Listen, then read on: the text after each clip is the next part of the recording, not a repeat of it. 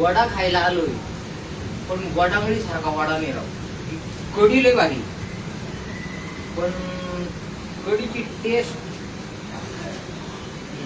कढी यांची भारी आहे, पण मग थोडी तुम्ही या टायमाला बरं का, तेव्हा एवढं नाव आहे दाखव मी तुम्ही तेव्हा कढी वडा नाव येते. आता हे वडालच्या स्टँडवर आहे आणि चटणी वगैरे चांगली राहते. मी काय त्यांना खूप पैसे घेत नाही, आमचं रोज आहे जवळ, म्हणजे मी इथून 3 किलोमीटर राहतो. सर्व कामं पैशावर होती, मी एवढं ध्यानात ठेवा.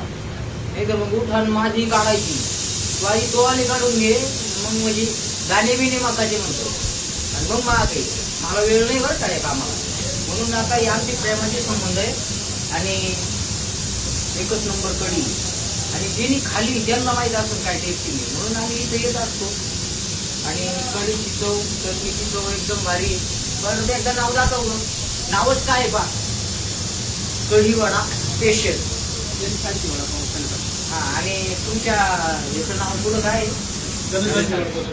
जनशांती वडापाव सेंटर.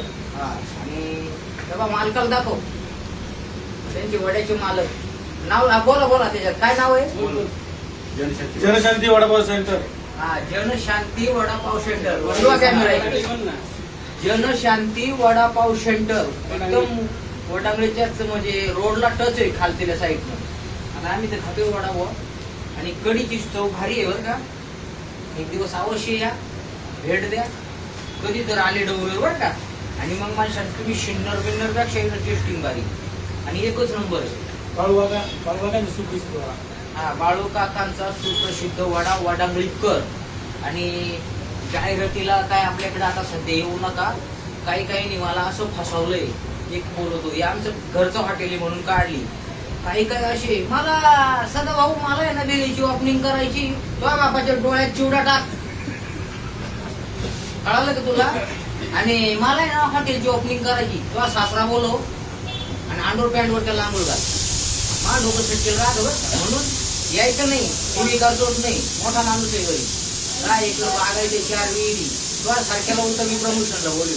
म्हणून जे घरचे जे यायचं, जे प्रेमाचे बारिश आहे ते करायचं नाही. तर मग आता म्हणायला येईल नाशिक जिल्हा कायद्याचा बाले किल्ला, सर्व डिपार्टमेंट माझ्या ओळखीचं आहे.